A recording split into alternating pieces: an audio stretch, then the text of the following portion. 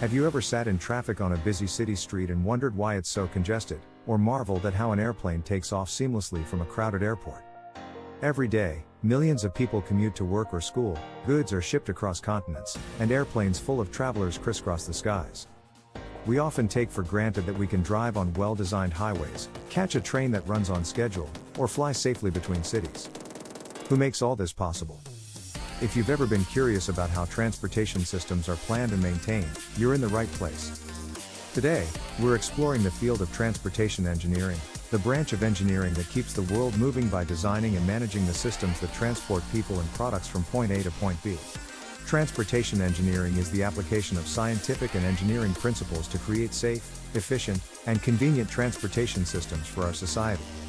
In simpler terms, transportation engineers are the masterminds behind the roads you drive on, the trains and buses you ride, and the airports you travel through. It's actually a subdiscipline of civil engineering, but it intersects with other fields like electrical engineering, computer science, and even industrial engineering.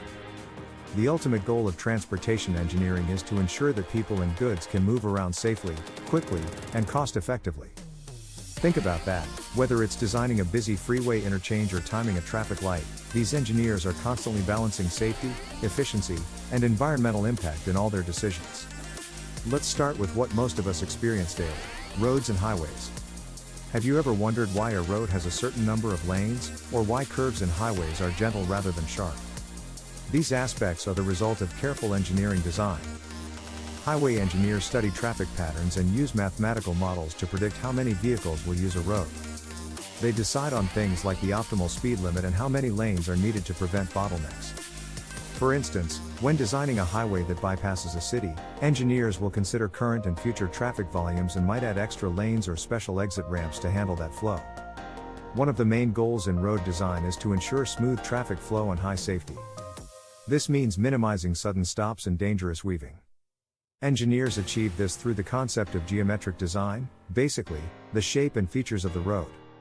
They design appropriate lane widths, banking on curves, and merge lanes for on-ramps so that cars can accelerate before joining faster traffic.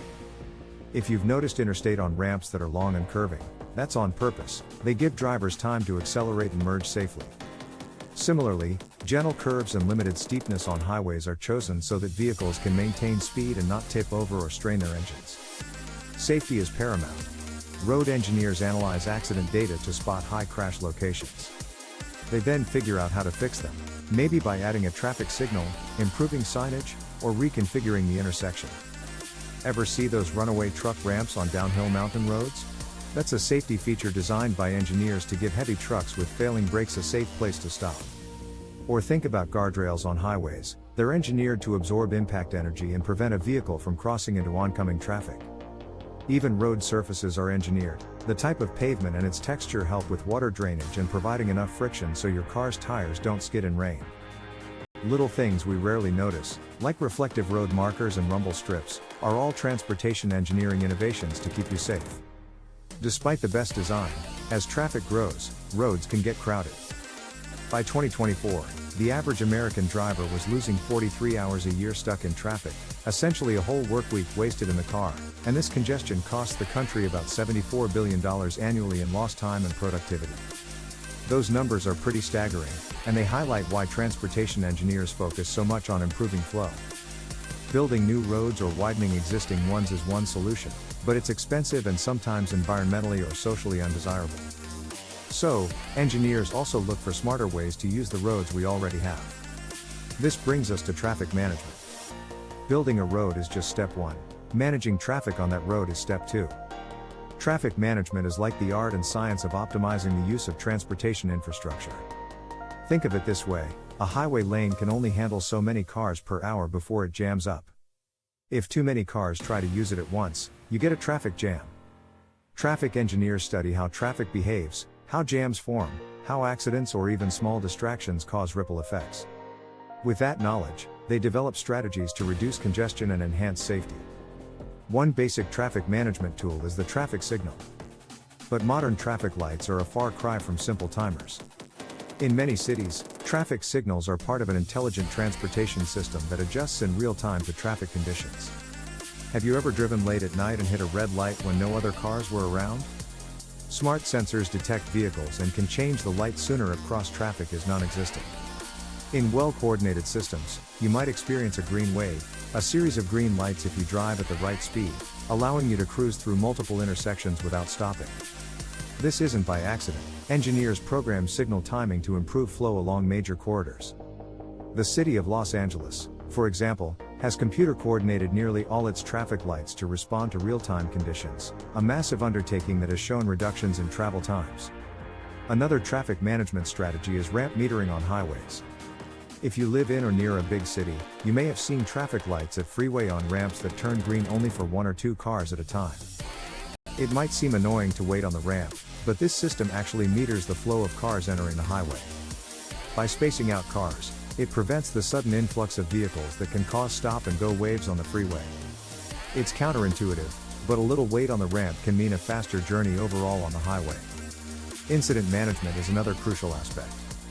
Transportation engineers design systems to quickly detect accidents or breakdowns, via surveillance cameras, road sensors, or mobile apps that drivers use to report issues. They work closely with emergency responders to clear incidents faster. You might have heard radio or GPS app alerts like crash on Main Street, right lane blocked. Those come from traffic management centers where people monitor conditions. Quick incident clearance not only prevents secondary accidents but also reduces long delays. In some congested cities, policy measures are also part of traffic management. One example is congestion pricing or tolling systems. Recently, New York City approved a plan to charge vehicles entering busy parts of Manhattan during peak times. The idea is to discourage unnecessary car trips and push more people towards public transit, thus reducing gridlock. London, Singapore, and Stockholm have similar systems that have successfully cut down traffic in downtown areas. While this veers into the policy realm, transportation engineers provide the data and analysis to design such schemes. Safety improvements go hand in hand with traffic management. Beyond reducing jams, strategies like lowering speed limits or traffic calming in residential areas are implemented to reduce accidents. Engineers also optimize road signs and markings for clarity. Ever notice how highway signs are placed at certain intervals before an exit, or how exit lanes are painted with arrows and sometimes colored differently? These are carefully planned to give drivers ample time to get into the correct lane, thus avoiding last-second cuts that could cause crashes. The science of human factors in traffic influences these design decisions. In summary, traffic management is about making the most of our transportation network. By using technology, smart design, and sometimes economic incentives, transportation engineers try to keep vehicles moving smoothly and reduce the daily hassle of congestion. This not only saves time and money but also lowers pollution and improves quality of life. Switching tracks now, let's talk about railways. Trains were the backbone of the industrial age, and they continue to be vital today. Transportation engineering in rail covers passenger rail and freight rail. First, passenger rail and transit systems. If you live in a big city, you might rely on a metro or commuter rail to get around. Designing these systems involves deciding where to lay the tracks or routes, where stations should go, and how to integrate the system with buses or other transport. A great example is the complexity behind a subway system. Engineers must plan the track layout, the power supply, and the signals that keep trains a safe distance apart. In busy systems like the New York City subway, during rush hour there may be a train arriving every 2 to 3 minutes on a line, a testament to signal engineering that ensures trains don't get too close. Modern control systems like communications-based train control are being adopted to automate and improve the frequency of service by precisely tracking train positions. When it comes to high-speed rail, transportation engineers face another set of challenges: how to achieve very high speeds safely. High-speed trains like Japan's Shinkansen, France's TGV, or newer systems in China can travel at speeds of around 185 miles per hour or more. At such speeds, everything matters. The track alignment has to be near perfect, the tracks often are welded in long stretches to avoid clickety-clack bumps, and even wind dynamics must be considered. One incredible fact: since the Shinkansen began operation in 1964, it has had 0 passenger fatalities due to train accidents. This safety record is not luck, it's engineering. The system uses automatic train control that will slow or stop trains if any issue is detected, dedicated tracks with no road crossings, and rigorous maintenance regimes. High-speed rail proves how engineering can push the boundaries of speed while maintaining safety. It's faster than driving and even more convenient than flying for many mid-range distances, because you go from city center to city center with minimal hassle.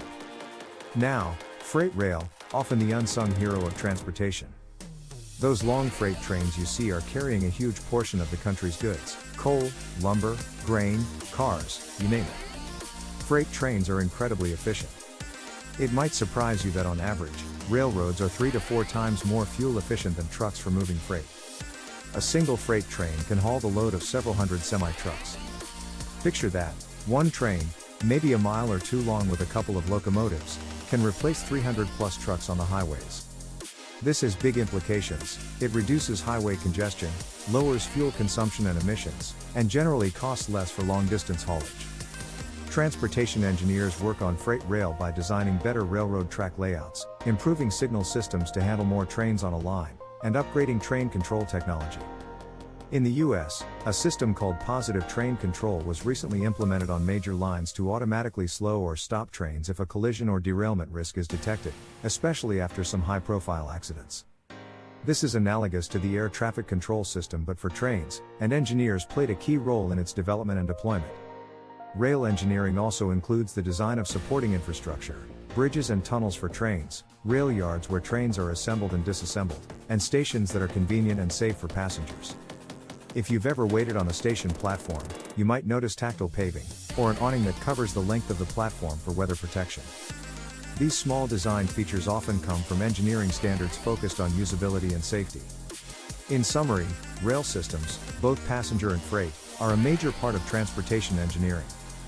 They offer efficient, high-capacity travel and transport. For passengers, they can provide a fast and reliable alternative to driving. For freight, they keep the economy running by moving goods on steel wheels instead of congested asphalt. Engineers in this field are continually working on making trains faster, greener, and smarter, from next-gen bullet trains to automated metros and beyond. Next, let's take to the skies, or at least to the airports. Every time you fly, you experience the results of transportation engineering in aviation. While the design of airplanes themselves is aerospace engineering, the design of airports and the systems that support air travel is squarely in the realm of transportation engineering. Consider what happens at a major airport like Atlanta, London Heathrow, or Tokyo Haneda. These hubs handle tens of millions of passengers every year. In fact, Atlanta's Hartsfield-Jackson Airport typically serves around 100 million passengers annually, making it one of the busiest in the world. How do you accommodate such a huge flow of people and planes? With very careful engineering. Runways and taxiways, these are the highways of the sky, on the ground. Engineers decide how many runways an airport needs, how long and wide they must be, and how to lay them out. A runway has to be long enough for the biggest, fastest planes to take off and land. For example, a fully loaded jumbo jet might need a runway 2 miles long to safely take off. The pavement must be extremely durable, able to bear the weight of aircraft. Runway design also considers wind patterns. Many airports have multiple runways arranged so that planes can take off into the wind. Transportation engineers, along with aviation specialists, determine the spacing between runways. If they're too close, using them simultaneously can be unsafe due to wake turbulence.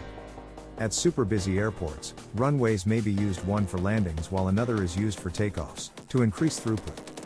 The configuration is tailored to maximize operations while keeping enough buffer for safety.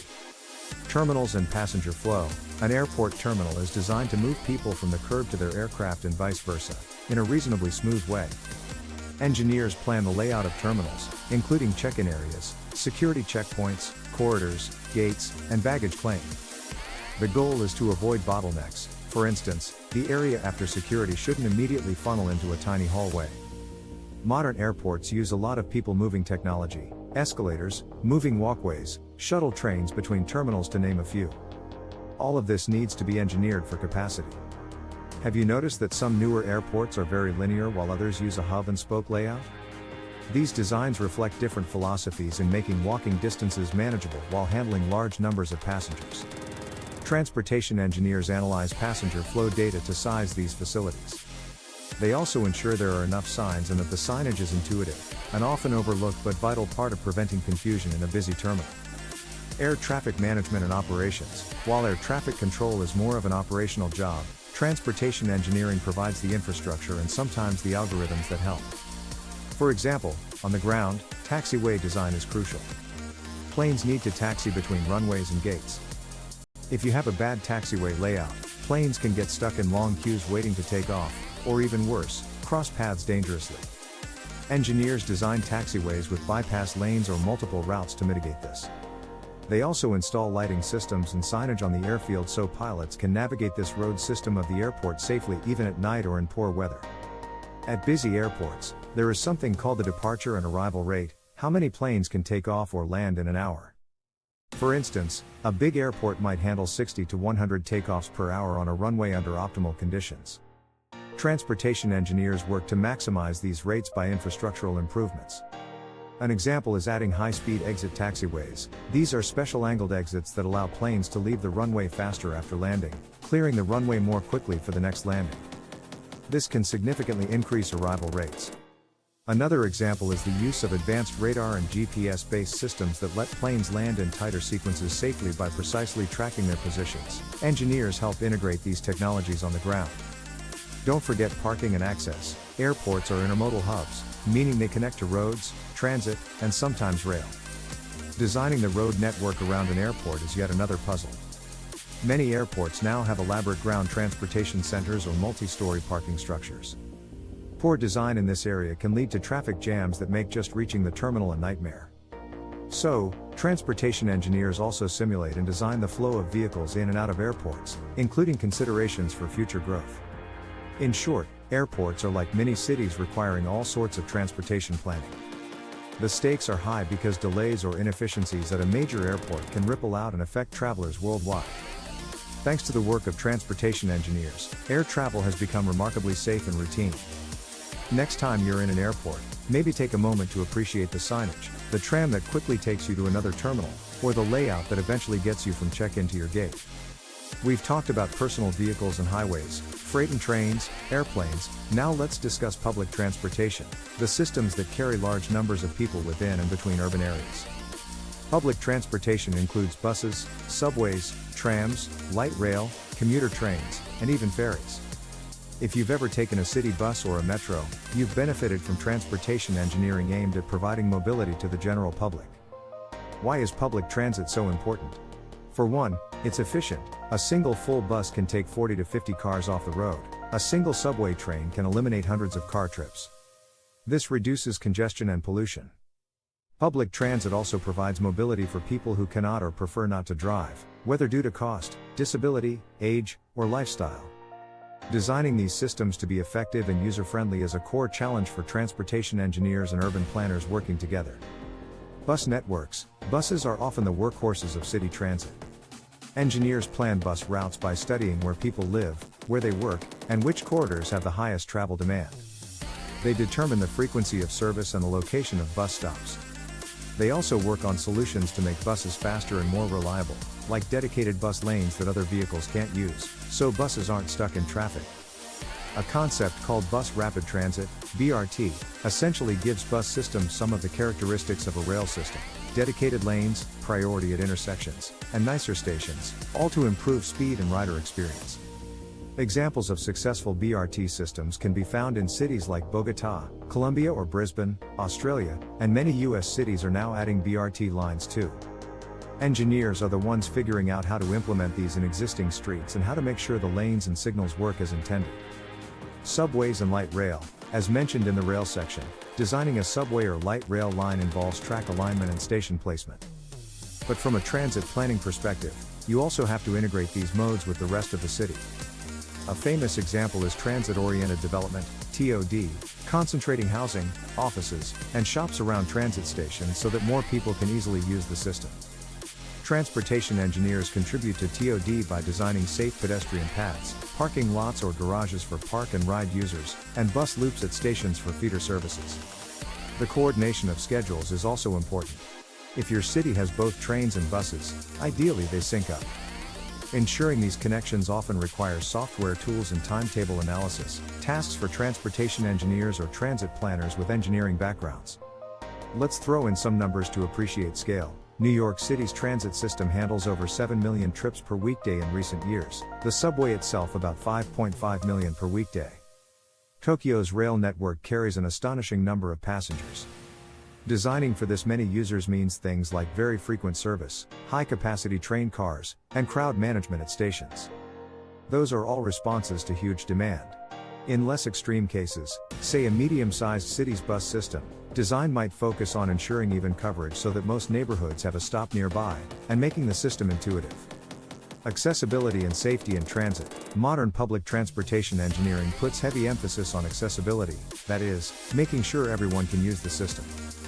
This means adding wheelchair ramps or lifts on buses, tactile paving for the visually impaired at train stations, audible announcements for those who can't read signs, and so forth. Engineers must incorporate requirements from laws into the design of vehicles and stations. A seemingly small detail like the gap between a train and the platform is an engineering decision. Too large a gap is a hazard.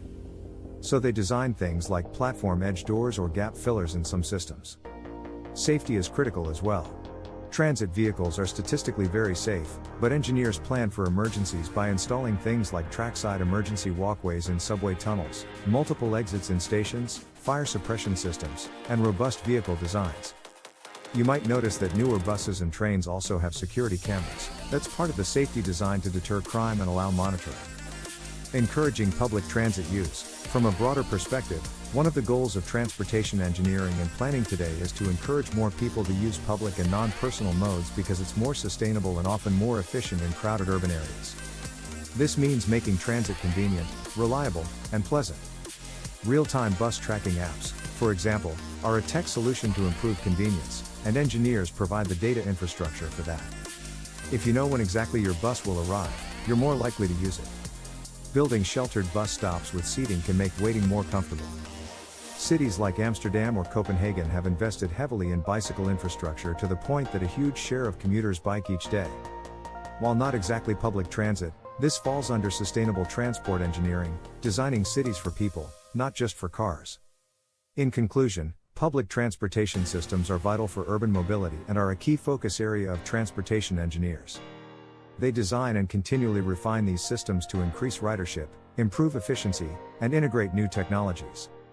A well-designed transit system can drastically improve the livability of a city by reducing congestion, lowering pollution, and connecting people to opportunities. Transportation engineering is a field that's always evolving. What does the future hold? If you're considering a career in this area, it's an exciting time, because some major innovations and shifts are underway. Smart cities and ITS. We've touched on intelligent transportation systems. In the future, expect cities to become even smarter. This means more sensors everywhere, more data crunching, and more automation to optimize traffic. Imagine traffic lights that not only respond to current traffic, but also predict surges by analyzing data from navigation apps or events. Some cities are experimenting with networked cars that communicate with infrastructure. For example, your car could receive a signal that the light ahead will turn red in 5 seconds, allowing it to adjust speed and save fuel. Engineers will be at the forefront of designing these vehicle-to-infrastructure communication systems. Autonomous vehicles, self-driving cars and trucks are under intense development. How do they fit in? Transportation engineers are thinking about how to adapt our roadways for autonomous vehicles. This could involve special lanes for self-driving cars, rethinking signage and road markings, or creating new traffic management algorithms since AVs might platoon. Autonomous vehicles also raise questions. Could they reduce accidents dramatically? How will they mix with human drivers during a long transition period? Solving these puzzles will be part of a future transport engineer's job. High-speed rail and hyperloop. Many countries are building out high-speed rail networks. Engineers might find themselves working on the first true high-speed lines in the United States or expanding Europe and Asia's networks further. Beyond that, there's the much-hyped hyperloop concept, ultra-high-speed travel in vacuum tubes. While still experimental, some engineers are actively researching it. If something like hyperloop becomes viable, transportation engineers will be needed to design the routes, stations, and safety systems for a mode of travel that could approach airplane speeds on the ground. Environmental sustainability. There's a growing emphasis on making transportation greener. Engineers are finding ways to encourage electric vehicles, from designing nationwide networks of charging stations to figuring out how to manage the electricity grid impact when, say, millions of cars plug in at night. Public transit is also going green. Many cities are switching to hybrid or electric buses, and some rail lines are powered by renewable energy. The concept of sustainable transportation also involves urban design, for example, creating safe bike highways or pedestrian-friendly zones to reduce car dependence. Reducing emissions from transportation is a key societal goal, and transportation engineers contribute by planning systems that reduce vehicle miles traveled and promoting cleaner modes. Data and AI in transportation. With the rise of big data, transportation engineers now have access to enormous amounts of information: GPS data from smartphones, sensors on vehicles, and fare card data from transit systems, to name a few. This can feed into AI algorithms for optimizing routes and predicting trends. For instance, AI might help predict traffic jams before they happen and proactively change traffic light timings or suggest alternate routes to drivers. Future engineers will likely work closely with data scientists, or be data experts themselves, to harness this information for better decision-making. Resilience and safety. Climate change is causing more extreme weather events, which can disrupt transportation. Engineers in the future will focus more on resilience, designing infrastructure that can withstand floods, hurricanes, wildfires, and other disasters. This could mean raising roads or building sea walls in coastal areas, improving drainage, or using materials that can handle higher temperatures without deforming. Simultaneously, continued improvements in safety are expected. While we have made progress, recall that still about 1.2 million people die globally in road crashes each year. There's a global initiative to reduce this drastically. Future transportation engineers will employ creative solutions, from better road designs to advanced driver assistance systems, to save lives. All these trends indicate that transportation engineering is not a static field, it's at the cutting edge of integrating technology with the physical infrastructure. It's an area where you can literally see the results of your work out in the real world, whether it's a new bridge, a fleet of electric buses, or a smart traffic management center. By now, you can probably tell that transportation engineering is a challenging but rewarding field. What does it look like to work as a transportation engineer, and why might you consider it? Transportation engineers often specialize in one area, but they collaborate with many others. On a typical project, you might work with urban planners, government officials, environmental scientists, and the public. For example, designing a new highway bypass isn't just an engineering exercise. You'd hold public meetings to get input from the community, ensure compliance with environmental regulations, and maybe coordinate with architects on how the roadway aesthetics fit the local landscape. This interdisciplinary and people-facing aspect means the job is far from dull or isolated. It's very much about problem solving in the real world. In terms of daily work, one day you might be out in the field doing a traffic count, and another day you might be in the office using simulation software to model how a change would affect congestion. You might use computer-aided design programs to draw up plan sets for a new roundabout. You'll definitely be interpreting data, whether it's accident statistics, ridership numbers, or cost figures, to make decisions. There's also a communication aspect, writing reports, giving presentations, or convincing stakeholders why a certain improvement is needed. The impact of the work can be huge. Think about all the time and lives saved by a well-engineered project, a redesigned intersection that eliminated a dangerous left turn conflict, cutting accidents there by say 50%. Or a new transit line that gives a community faster access to jobs. Or a logistics improvement that speeds up freight deliveries, reducing costs for businesses and prices for consumers. These are tangible improvements in people's daily lives and in the economy. Moreover, transportation engineering can help address some of society's big challenges, like climate change and social equity. For example, ensuring that a low-income neighborhood has good bus service and safe crosswalks is as much a transportation issue as it is a social one. Engineers now are very conscious of designing inclusive systems. It's not just about cars, but about all people moving safely and conveniently. If you have a passion for problem solving, math, physics, and also care about community outcomes, this field might be a perfect fit. Transportation engineering is the kind of career where you can drive down a road or visit a project years later and say, "I helped make this happen." It's also constantly evolving, so there's a commitment to lifelong learning, new technologies, new standards, new challenges will keep you on your toes. As you can see, transportation engineering is a complex, fascinating field that touches all of our lives. From the roads we drive on, the trains and buses we ride, to the planes we fly, if it moves, there was an engineer behind the scenes figuring out how to make it safer and better.